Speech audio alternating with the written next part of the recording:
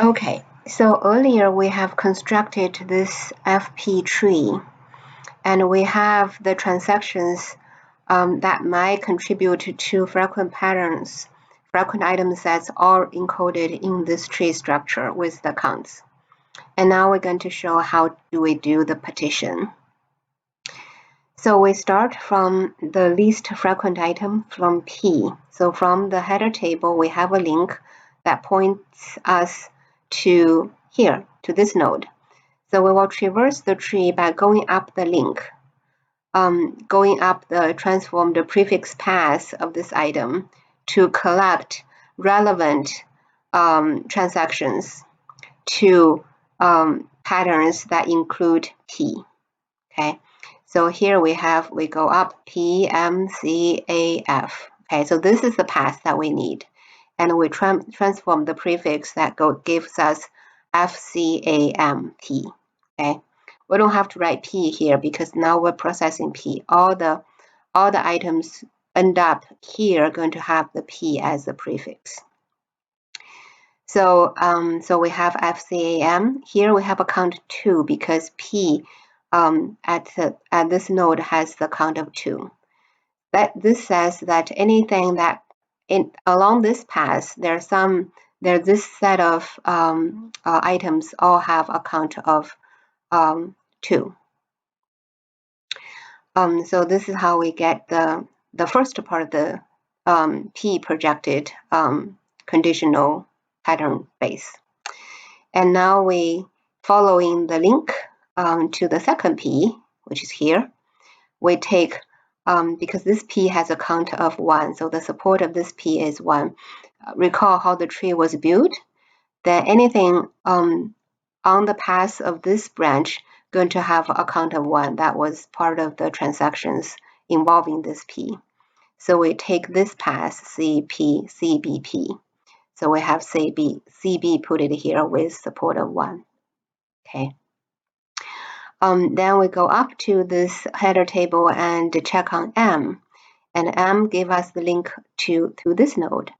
And we go up and find the path, which is FCA. FCA, M has a count of 2, therefore this has the support of 2. And this is the first M, the second M is here. This M has a count of 1, and we need to traverse this path. So we have FCAB, FCAB1. So this is an M projected pattern base. Similarly, we can do BACF. So F is at the root. There's nothing up there.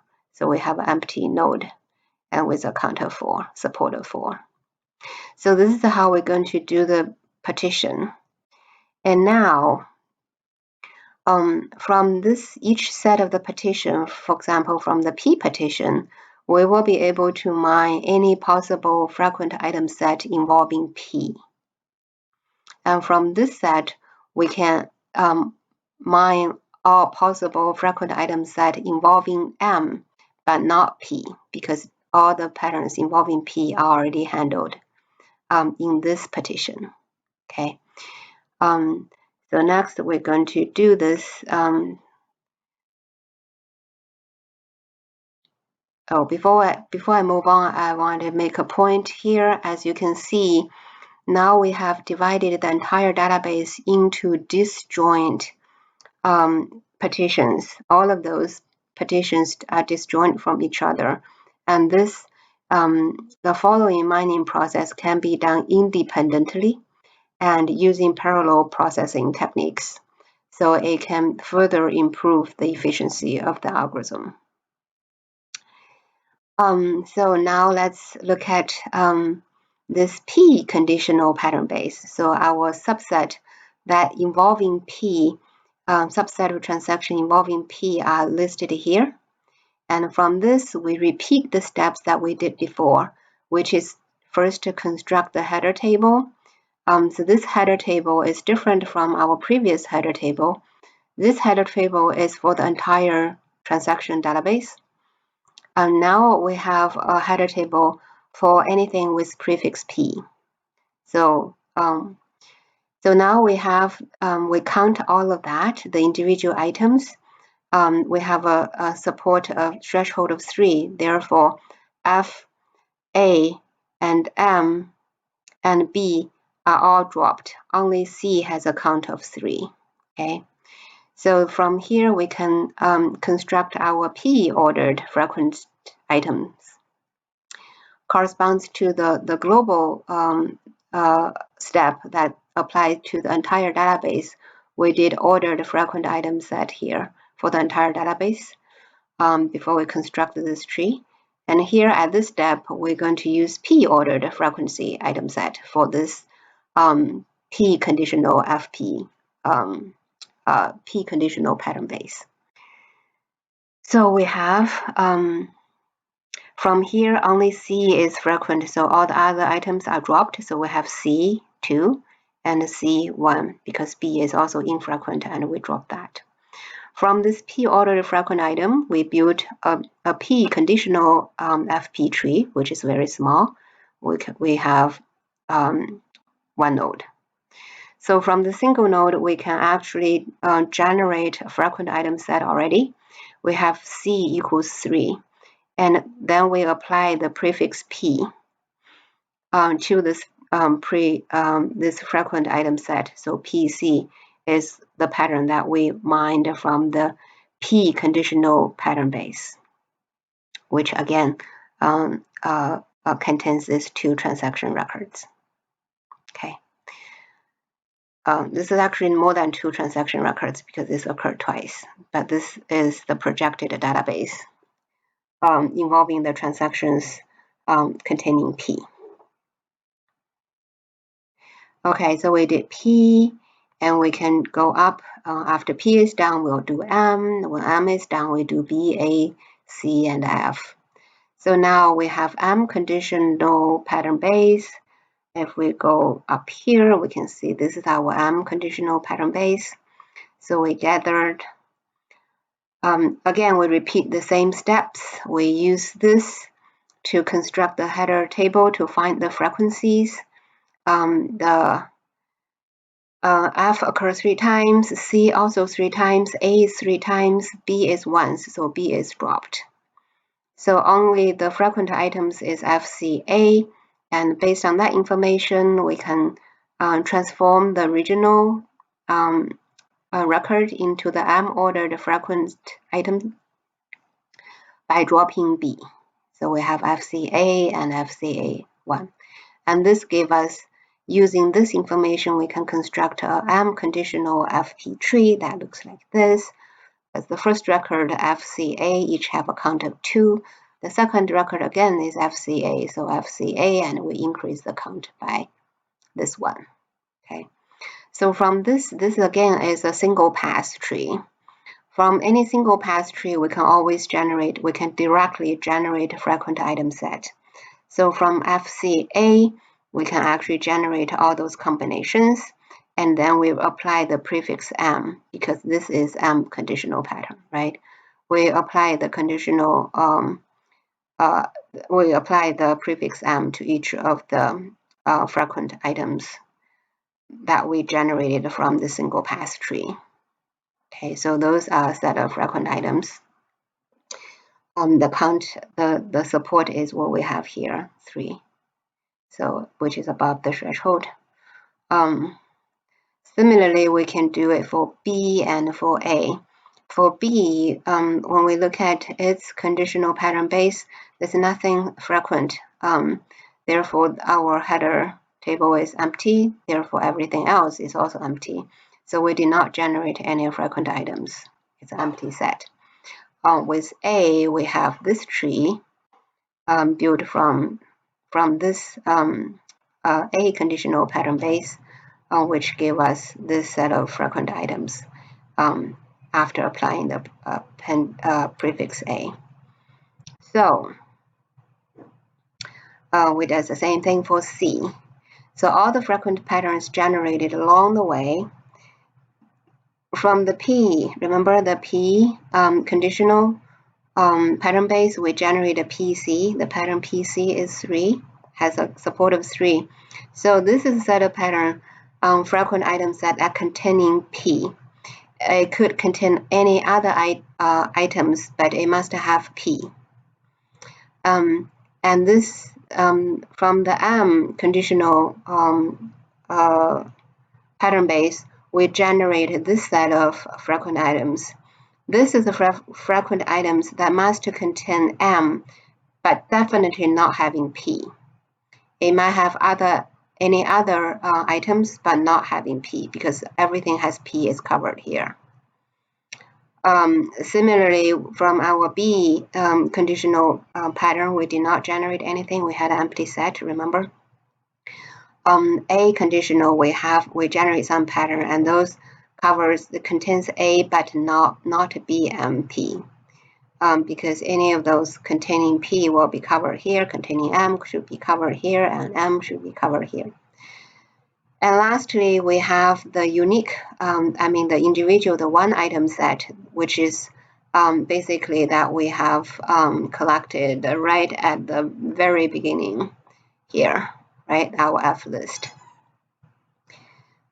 So I hope by now we have understanding of this division and conquer idea, that we project the entire database into a set of petitions, and in each of the petition we mine frequent patterns, and those patterns mined from each of the petitions are disjoint, but collectively they cover the entire data set.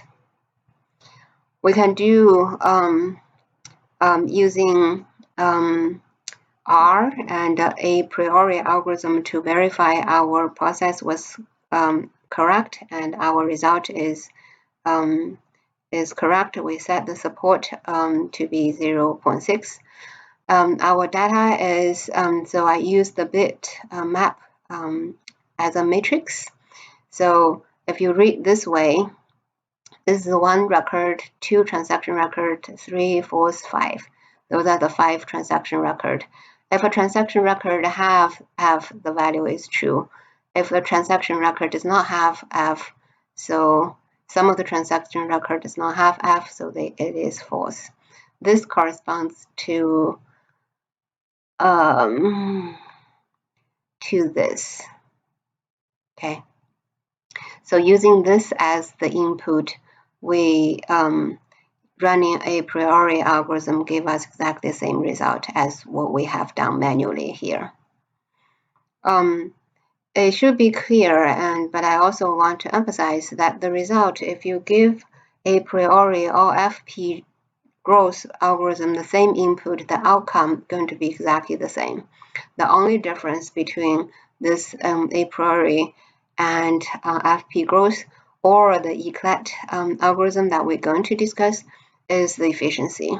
The internal algorithms are different. They use different data structure. They scan database a different number of times. But the outcome, the final result, the frequent patterns, the frequent item sets mined are exactly the same.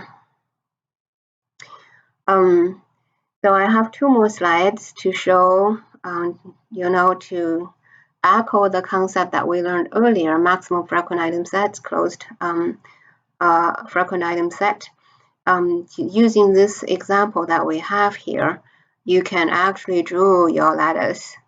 My lattice is a little bit more simplified. I did not draw anything that's infrequent. I only include those things that are frequent.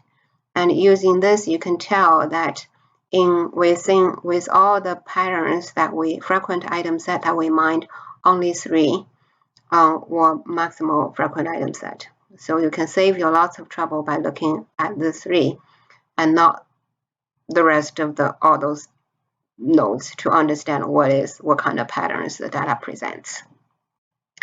This is also similarly, it's the closed frequent pattern item set. You can verify your understanding, see if your conclusions are the same as mine.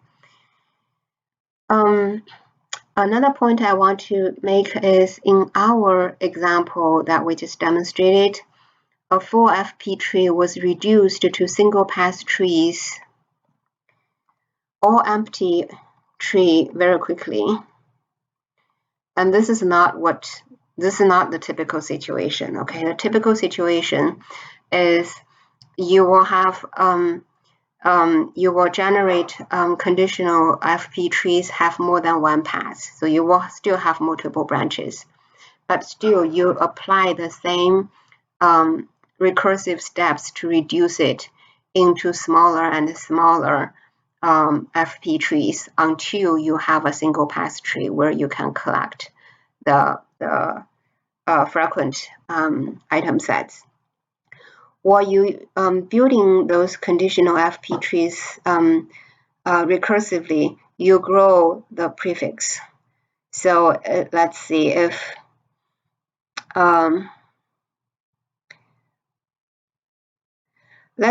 our A another arrow.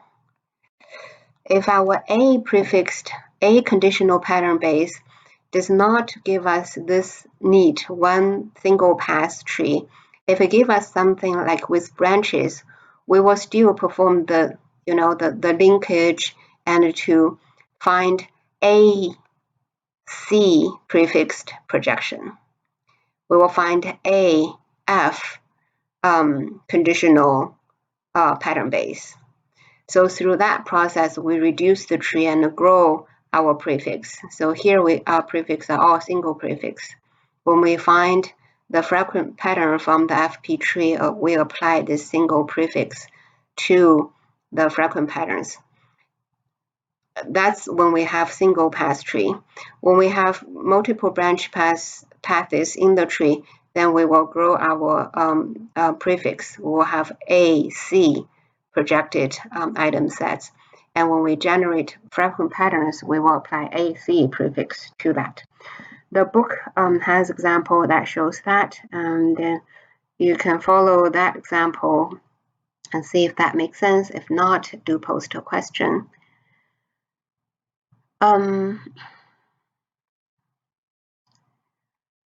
I think